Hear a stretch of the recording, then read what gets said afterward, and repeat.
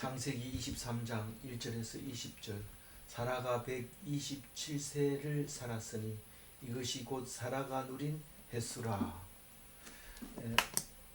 오늘 사라를 장사하는 이야기를 하면서 이제 드디어 아브라함의 후손의 장지가 결정이 되어지는 이야기를 하고 있습니다.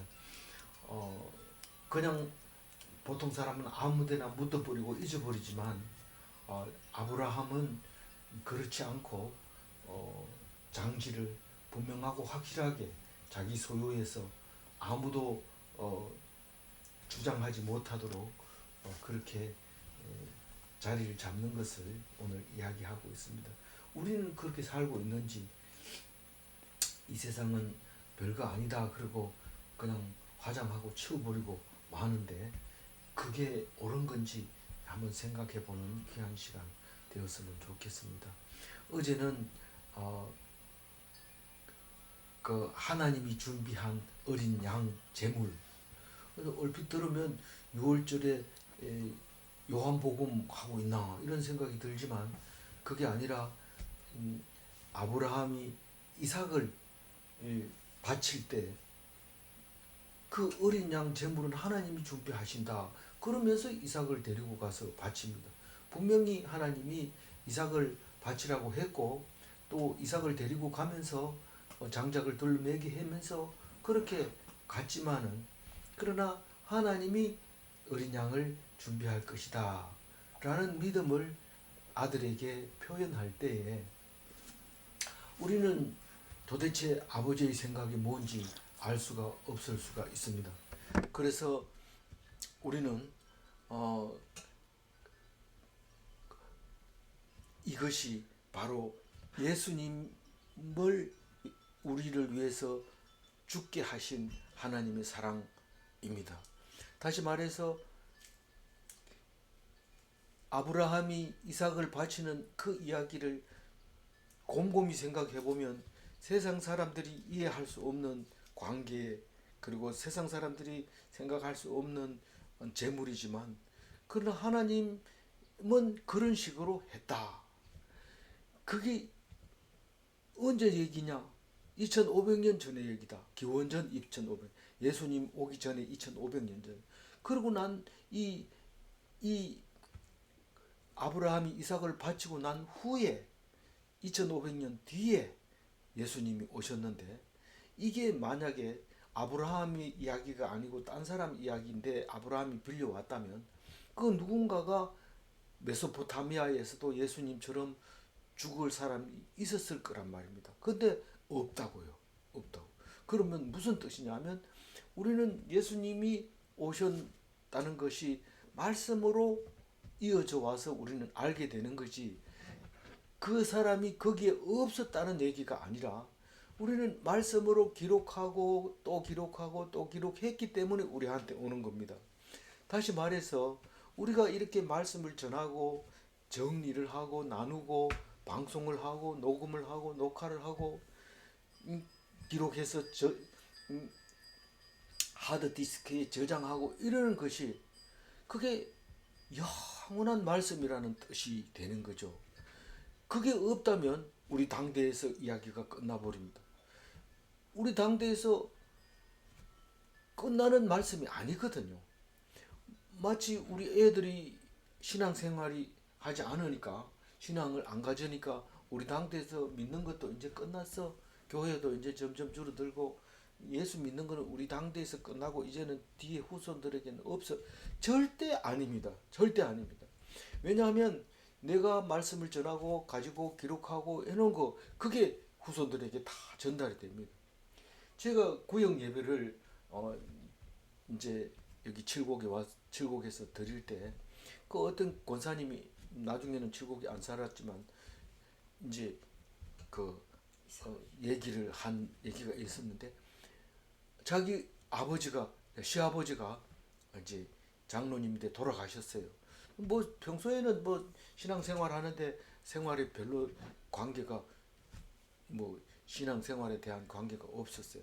근데 돌아가시고 나서 유품을 정리하면서 이 성경책을 하나 발견을 했어요. 그 장로님이 쓰시던 성경책을 보는데 왜 그 며느리가 그 성경책을 들고 그렇게 감격했는지 그때 이야기를 구역 예배 때 얘기하는 것을 들었는데,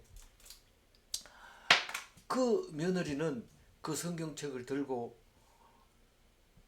한 장 한 장 넘기면서 혹시 자녀들에게 무슨 남겨놓을 메시지가 없을까, 그 속에서 우리가 감명 깊게 기억해야 될 성경 구절이 없을까, 혹시 별표는 3개 쳐놓은 게 없을까, 이러면서 열심히 찾아보았다고 그럽니다. 물론 그분 얘기는 그런 거는 없었어요 라고 얘기를 했지만, 그분이 그거를 성경을 찾는다는 것은 당대에서 끝이 났다는 것이 아닙니다. 그리고 그것을 두고 볼 겁니다.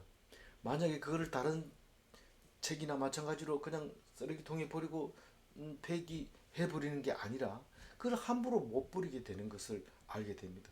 왜냐하면 그 손때 묻은 거, 그런 거를 보고 마음의 감동이 있기 때문에 그런 거죠. 그래서 우리는 내가 신앙을 어떻게 가지느냐 하는 것은 하나님이 귀히 쓰시고 있다는 뜻이지, 뭐 어떻게 쓰는지는 몰라요. 어떻게 쓰는지 모릅니다. 어떤 경우에는 뭐그 대부분은 뭐 물에 떠내려가서 홍수로 잃어버리거나, 뭐 앞으로 전쟁도 날 텐데 폭격을 맞아가지고 사라져 버리거나, 또 그렇지만 뭐 또 인터넷으로 통해서 또 이 크라우드에서 받아가지고 수십 년 수백 년 뒤에 또 그걸 가지고 또 연구하기도 하고, 그런 부분들이 있기 때문에 우리는 말씀이 절대 끊어지지 않습니다. 그래서 예수님이 우리의 주가 될 수 있었던 것은 말씀을 읽고 말씀을 믿고 말씀을 우리가 묵상을 하고 그렇기 때문에 여태까지 온 거고, 또 앞으로도 영원히 그렇게 될 거라는 것을 말하고 있는 겁니다. 그래서 우리는 성경을 읽어보면 결론이 그거잖아요. 우리가 구원받을 수 있는 게 없다. 하나님이 구원해 줘야 된다. 그러나 하나님이 반드시 구원해 준다. 내가 하나님한테 양을 잡고 사람을 잡고 맏아들을 잡고 외아들을 잡는다고 해서 하나님이 기뻐하지 않는다.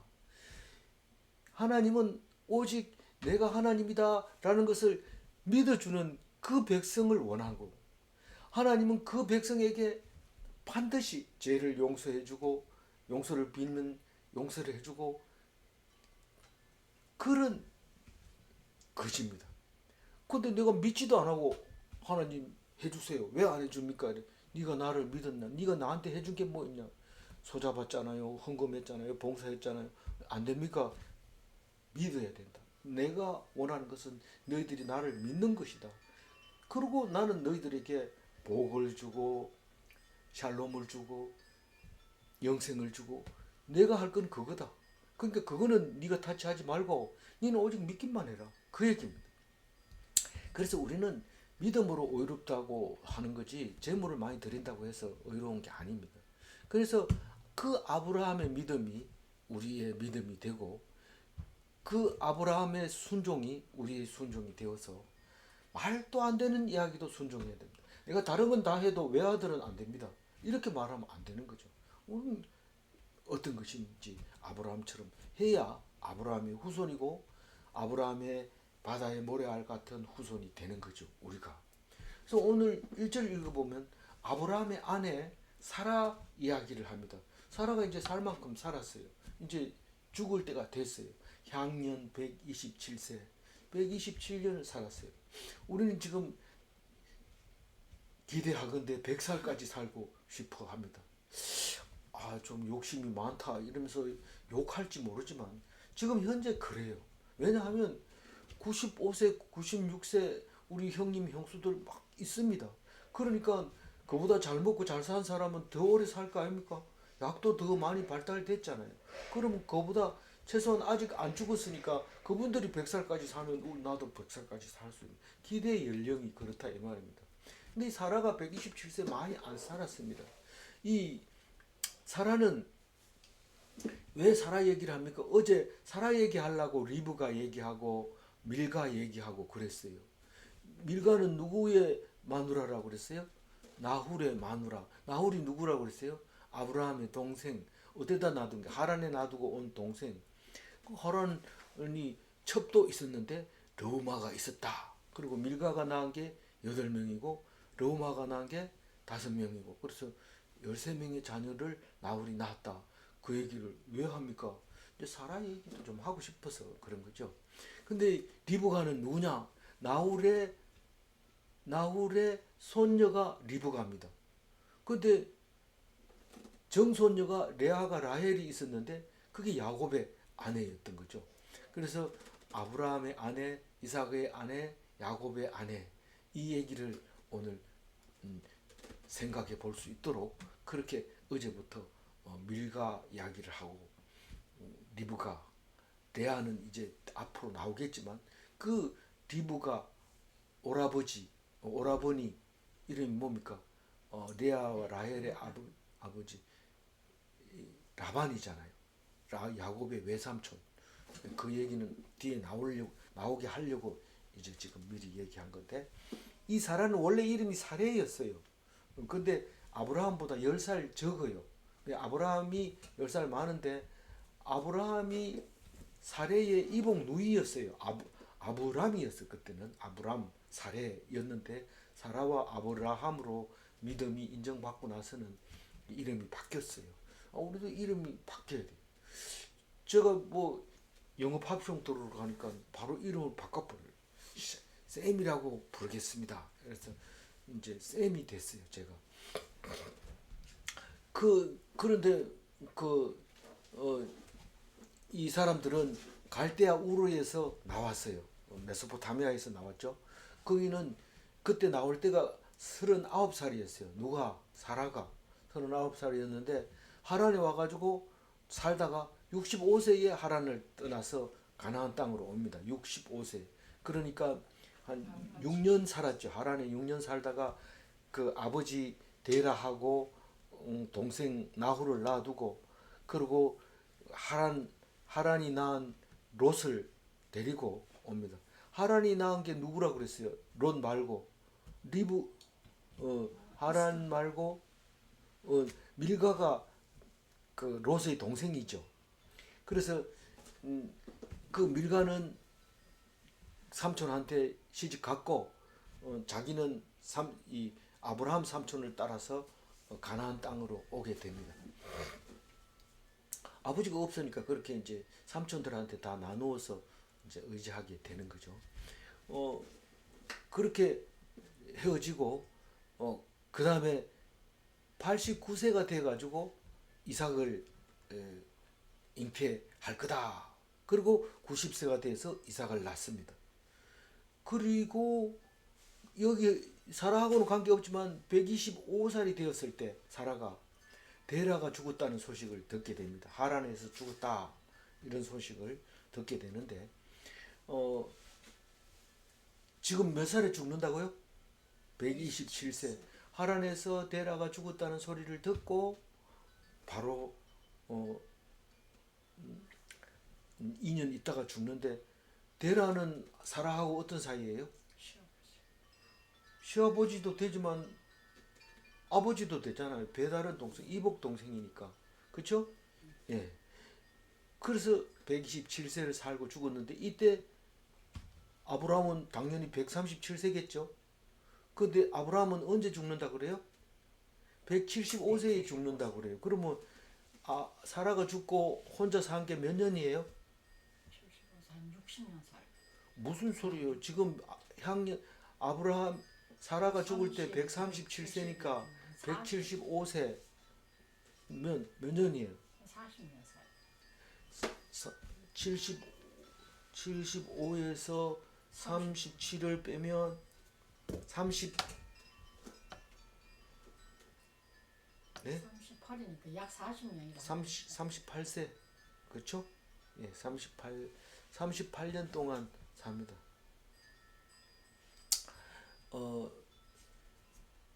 38년. 혼자 사는 게 힘들었을 것 같아요. 다른 값이 어렸잖아. 예, 후처를 얻었죠. 그두라 얻었습니다. 2절 읽어주세요.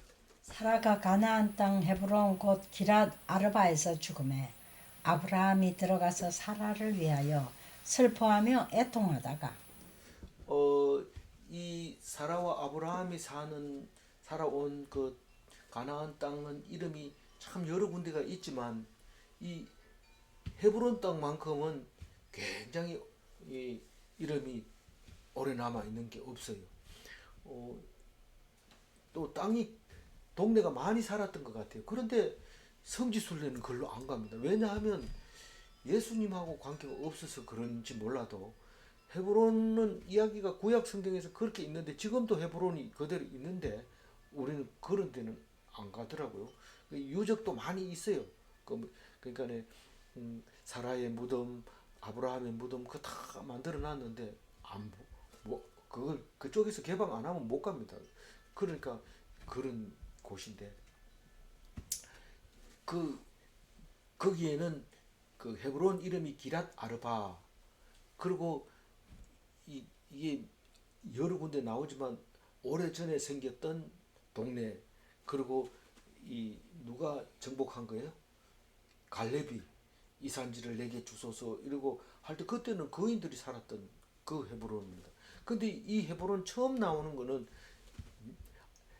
그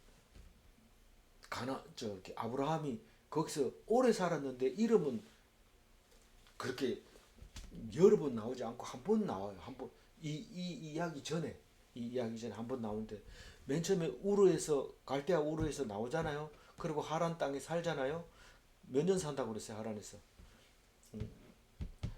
6년 정도 산다고 그랬죠. 살고 우르에서 35년 이상 살다가 하란에 와서 6년 살고 그리고 처음 내려오자마자 이스라엘의 중간 지점 세겜에 와가지고 이름이 딱 불러집니다. 그리고 베델에서 내려오고 세겜과 베델에서 이제 하나님을 섬기기 시작하면서 살았어요. 살다 보니까 힘들어 가지고 어디로 가요? 이집트로 가요. 이집트에 가가지고 누이라고 아내를 속이고 우리는 살아남으려고 누이라고 했는데 하나님은 그걸 이용해서 막 노력하지도 않았는 검은 보화를 막 얻게 됩니다. 이집트에서는 그건 아주 뭐 그냥 별로 귀하지 않는 걸로 생각하는 거예요. 근데 아브라함 입장에서 엄청 큰 부자가 됐어요. 그걸 들고. 그래서 조카 롯하고 다시 돌아와서 네게부에서 양을 칩니다. 근데 네게부가 너무 좁아가지고 갈라서자 이래서 결별을 합니다. 하고 헤브론에 와가지고 헤브론은 산지기 때문에 별로 양들 치기가 어려운데 하나님이 좌우로 상하로 팍 이렇게 다니면서 하나님 명령에 순종했더니 양떼가 자꾸 늘어나는 거죠. 그때 소돔이 멸망을 합니다. 소돔은 너무 잘 살았어. 지금 우리 말하자면 경제 성장하는 2차 대전 끝날 때 경제 성장하는 것처럼 소돔 고모라 여기도 막 발달하고 이 아브라함도 거기 그 헤브론 땅에서 막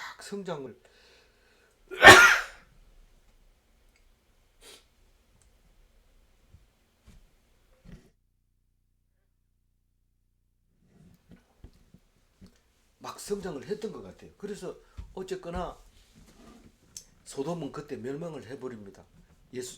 아브라함이 헤브론에 있을 때 멸망을 하고 나니까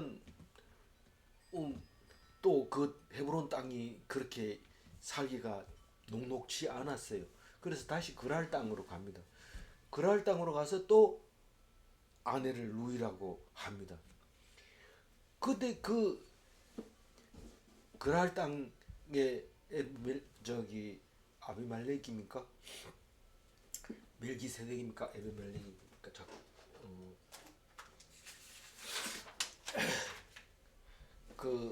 거기서 왕이 예, 그랄 왕이 이제 이삭을 품으려고 사라를 품으려고 하다가 하나님이 야단쳐서 네가 왜 아내를 누이라고 했냐 이래가지고 그때 이제 이야기하다 보니까 이복 동생인지 알게 됐어요. 그래서 아브라함이 기도를 했어요. 이 사람들을 용서해 주세요. 이랬는데 사실은 그랄 왕이 아이가 없었어요. 태가 닫혀 있었어요. 근데 기도를 하니까 태가 열리고 태가 열리니까 이왕에 열렸으니 니도 열어줄게. 이래 된 거예요. 하나님이. 그랄 땅에 가가지고 누이라고 속에서 또 혼쭐이 나는 줄 알았는데 엉뚱한 축복을 받게 돼버린 거예요. 그래가지고 브엘세바에서 이삭을 출생하게 됩니다. 그 브엘세바는 그랄 땅이에요. 그래서 그랄 왕이 와가지고 브엘세바에 와가지고 너희들 이 내 땅인 거 알지? 이러니까 어유 그래 알았다. 그런데 네 말대로 이거는 우리 땅 하겠습니다. 그리고 7마리의 양을 탁 주면서 이거는 우리 땅이다 확실히 한다. 더 이상 이 우물에 대해서는 얘기하지 마라. 그래가지고 브엘세바가 된 거예요. 그리고 거기서 이삭이 출생하고 거기서 이삭이 30살 가까이 지금 37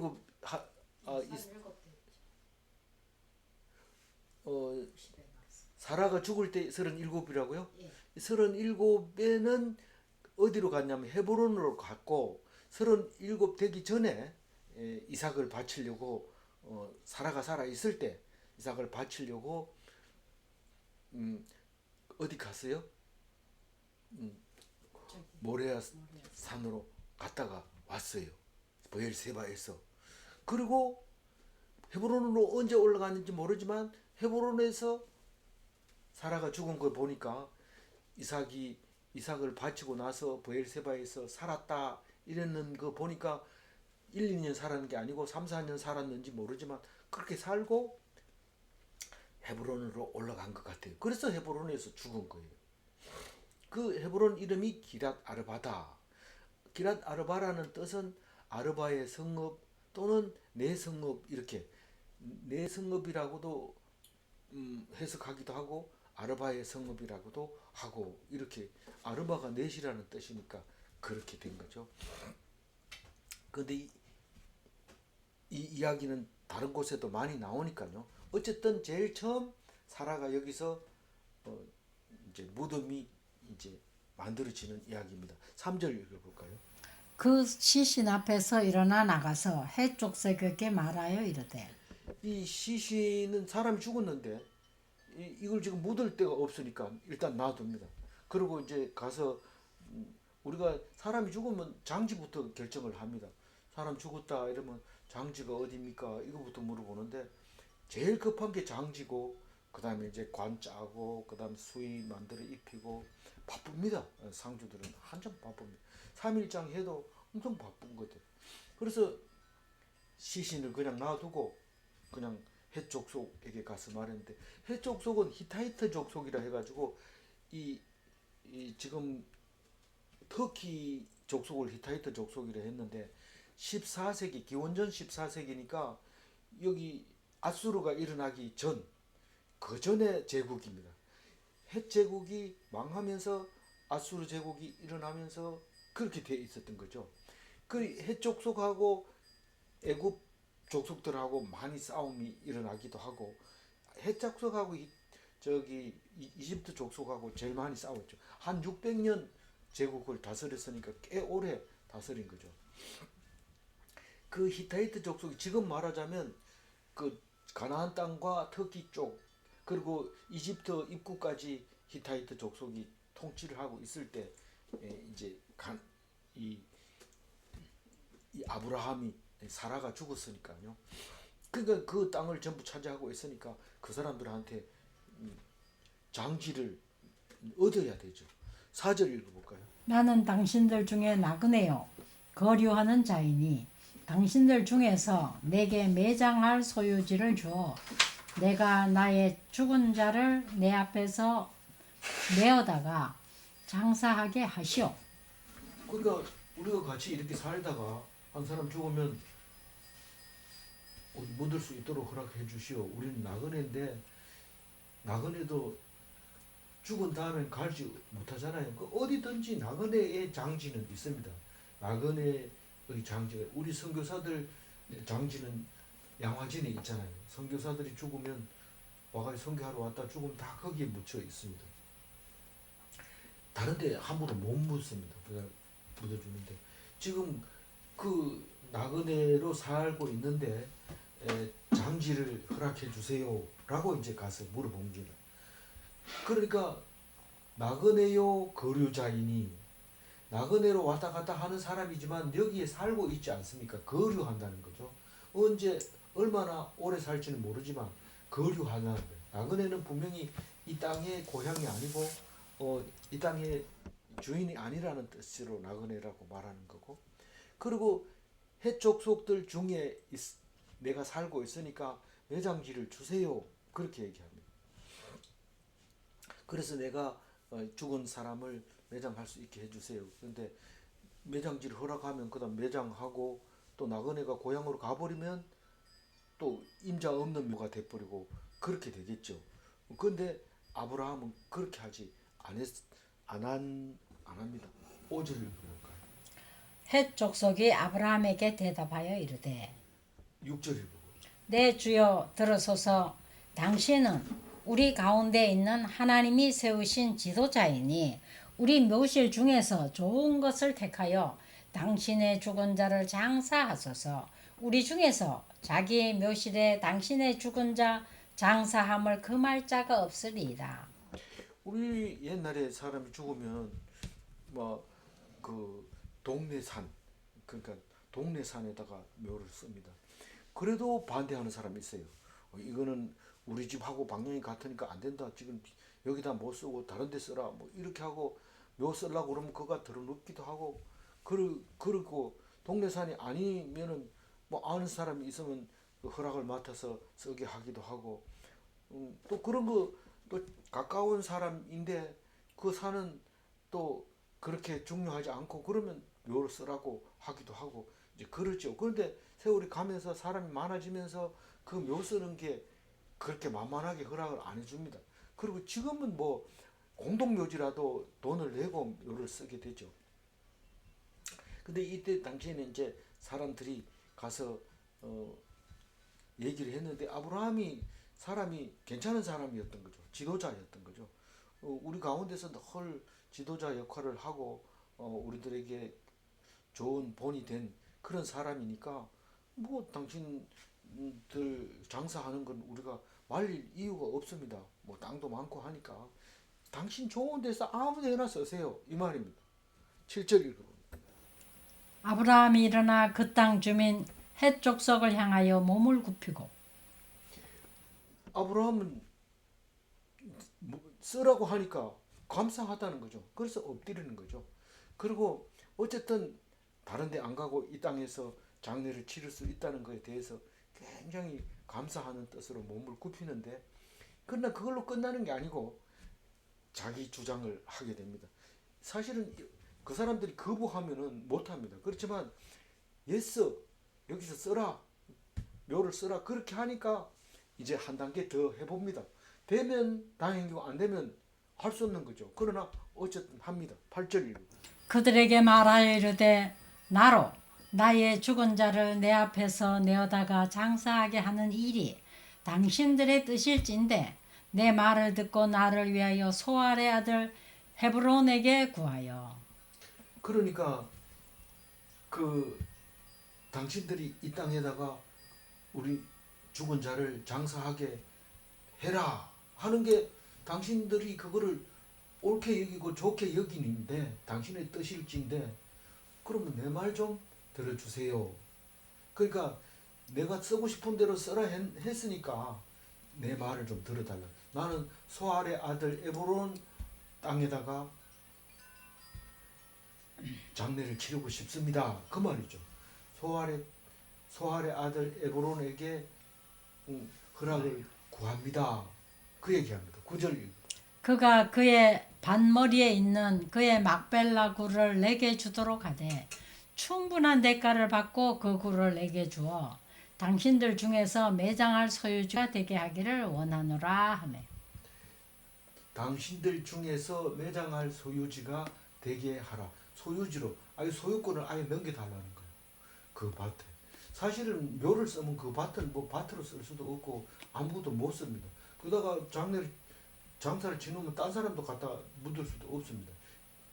굴이 하나 있었는데 자연적 굴인지 파놓은 굴인지는 모르지만 돈을 준다고 한 거 보니까 뭐 손을 봐서 그 매장지로 하려고 만드는 적당한 굴인 것 같아요. 그 굴을 내가 사겠다고 얘기를 합니다. 그러니까 뭐 자세도 낮추고 그렇게 해달라고 돈을 주겠다는데 어떻게 합니까? 뭐 다른 거는 몰라도 돈을 주겠다 하니까 이래라 저래라 못합니다.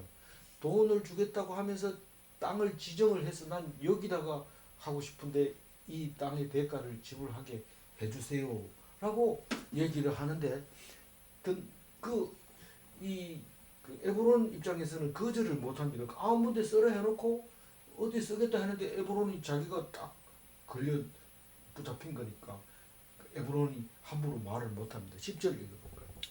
에브론이 헷 족속 중에 앉아 있더니 그가 헷 족속 곧 성문에 들어온 모든 자가 듣는 데서 아브라함에게 대답하여 이르되. 그러니까 딱 들어보니까 이 아브라함이 거기다가 묘를 쓰고 싶다고 하니까 이건 뭐 할 수 없어요. 준다고 다 여러 사람 앞에서 장지를 주겠다고 아무데나 원하는 대로 쓰라 해놓고 거기다 쓰겠다고 그러니까 뭐 거절을 못하죠. 그러니까 쓰라는 거죠. 11절 읽어보면. 내 주여 그리 마시고 내 말을 들으소서. 내가 그 밭을 당신에게 드리고 그 속의 굴도 내가 당신에게 드리되 내가 내 동족 앞에서 당신에게 드리오니 당신의 죽은 자를 장사하소서. 이 사람들 많은 앞에서 내가 말하는데 아브라함 그다 묘 쓰고 싶으면 그다 매장하라고 그다 묘를 쓰라고 내가 여러 사람 앞에서 얘기하는데 내가 드립니다. 거기서 내 동족 앞에서 얘기하니까 다른 이유 안 달 테니까 거기다가 매장을 하세요. 아주 파격적인 얘기를 합니다. 원하는 대로 쓰라 해놓고 또 본인이 한테 딱 지적하니까 그 사람도 딱 예스 하고 하니까 너무 멋있는 거죠. 잘 되는 거죠. 그런데 아브라함은 거기서 탁 엎드려가지고 다시 두 번째 몸을 엎드려가지고 자세를 낮춥니다. 13절, 12절. 아브라함이 이에 그 땅의 백성 앞에서 몸을 굽히고 13절. 그 땅의 백성이 듣는 데서 에브론에게 말하여 이르되 당신이 합당히 여기면 청하건대 내 말을 들으시오. 내가 그 밭값을 당신에게 주리니 당신은 내게서 받으시오. 내가 나의 죽은 자를 거기 장사하겠노라. 그러니까 이러나 저러나 장사는 하는데 돈을 받으면 장사하겠다 이 말입니다. 돈을 받으면. 그럼 내 거가 되면 그때 하겠다는 거죠. 남의 땅에다가 내가 묘를 쓰지 않겠다 이 말입니다. 그게 옳다면 내 말을 들어달라고 얘기를 합니다. 근데 에브론이 좀 돈 받기가 그래요. 공짜로 쓰라 해놓고는 돈 받으려니까 좀 그래서 14절. 에브론이 아브라함에게 대답하여 이르되 15절.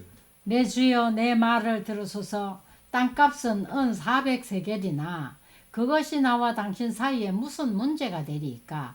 당신의 죽은 자를 장사하소서. 근데 땅값을 안 줘도 됩니다.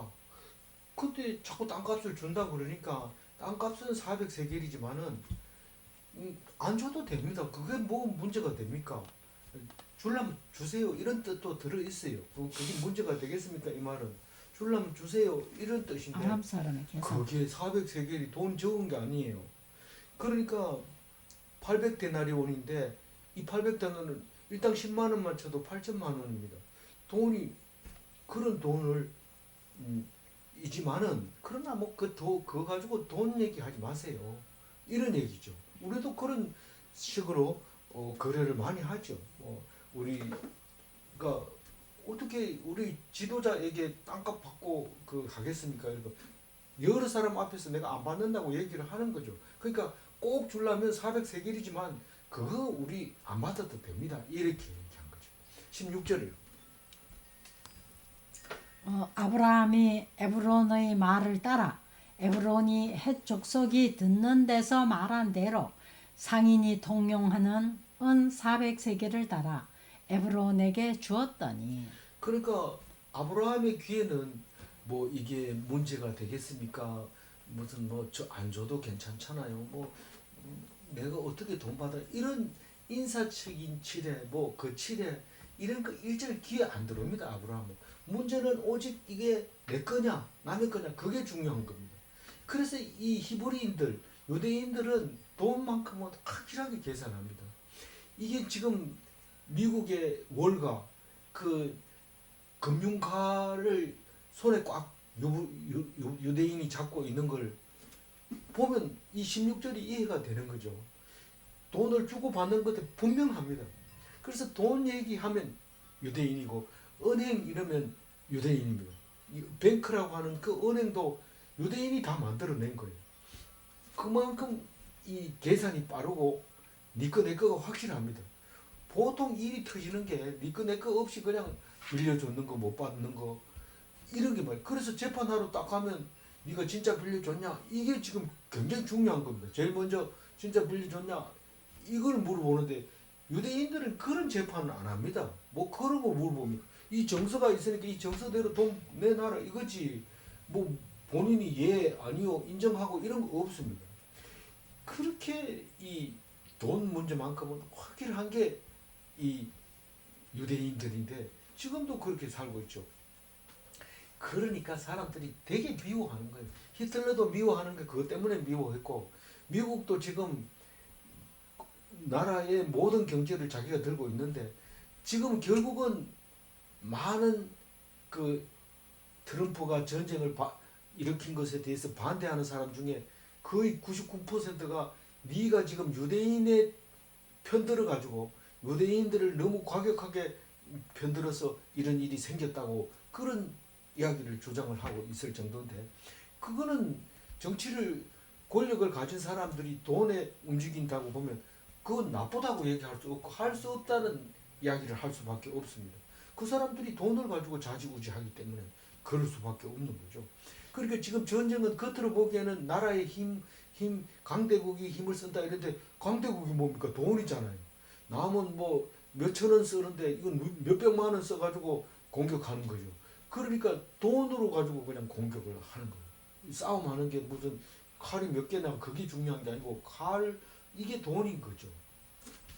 그래서 이 16절 이야기는 영원히 남아 있어야 돼요. 에브론의 말을 따라 에브론이 헷 족속이 듣는 데서 말한 대로 상인이 통용하는 그 돈으로 400세겔을 달아서 에브론에게 주었어요. 그게 이제 등기가 완료된 거예요. 많은 사람들 앞에서 등기도 완료되고 소유권도 이전되고 이게 헷 족속들의 지배하는 땅이라 할지라도 이거는 아브라함 땅입니다. 17절이거든요. 마므레 앞 막벨라에 있는 에브론의 밭, 곧 그 밭과 거기에 속한 굴과 그 밭과 그 주위에 둘린 모든 나무가. 이게 뭐 그 밭과 이랬는데 굴에 딸린 밭이 있고 나무 옆에 딸린 밭이 있고 이랬던 것 같아요. 그래서 밭이 여러 번 나오는 거죠. 밭이 중심이 아니라 굴 앞에 있는 밭, 나무들이 심어놓은 그 앞에 있는 밭, 이 밭 전부 다가 에브론의 소유로 되어 있었는데 그 밭이 어디 있냐면은 마므레 앞에 있는 막벨라에 있는 거예요. 18절 읽어볼까요? 성문에 들어온 모든 헷족속이 보는 데서 아브라함의 소유로 확정된지라. 그 히타이트 족속들이 뭐 많잖아요. 근데 그 성 안에 사람들이 들락날락하고 많이 사람 보는 데서 성문 입구에서 이제 아브라함이 이게 내 땅이다. 다시 말해서 등기가 완료된 겁니다. 사람들 보는 앞에서 돈을 주는 거니까. 그러니까 완료됐어요. 그리고 나서 장사를 치른다. 19절. 그 후에 아브라함이 그 안에 사례를 가나안 땅 마므레 앞 막벨라 밭 굴에 장사하였더라. 마므레는 곧 헤브론이라. 그렇게 해서 장세를 치른 겁니다. 헤브론, 기랏 아르바, 마베라, 마므레, 막벨라. 나중에 이제 갈렙이 가나안 이집트 갔다가 돌아와서 430년 살다가 돌아와서 이 헤브론 땅을 자기 딸을 경품으로 내걸고 차지하게 되죠. 거인들 다 쫓아내고, 그리고 나중에 다윗의 아들 압살롬이 반역을 일으킬 때 이 헤브론에서 반역을 일으키죠. 이야기거리가 참 많은 곳이 이 헤브론인데, 이 뒤에 보면 20절 읽어봅니다. 이와 같이 그 밭과 거기에 속한 굴이 헷 족속으로부터 아브라함이 매장할 소유지로 확정되었더라. 그래 아브라함도 사람만 거기서 장래된 게 아니라 아브라함도 그것을 묻히고 이삭도 묻히고 리브가도 묻히고 야곱도 묻히고 레아도 묻혔다고 얘기를 합니다. 그러니까 아브라함과 이삭과 야곱 이 3대째 부부가 다 거기에 묻히게 됩니다. 근데 사도행전은 좀 다르게 기록을 하고 있어요.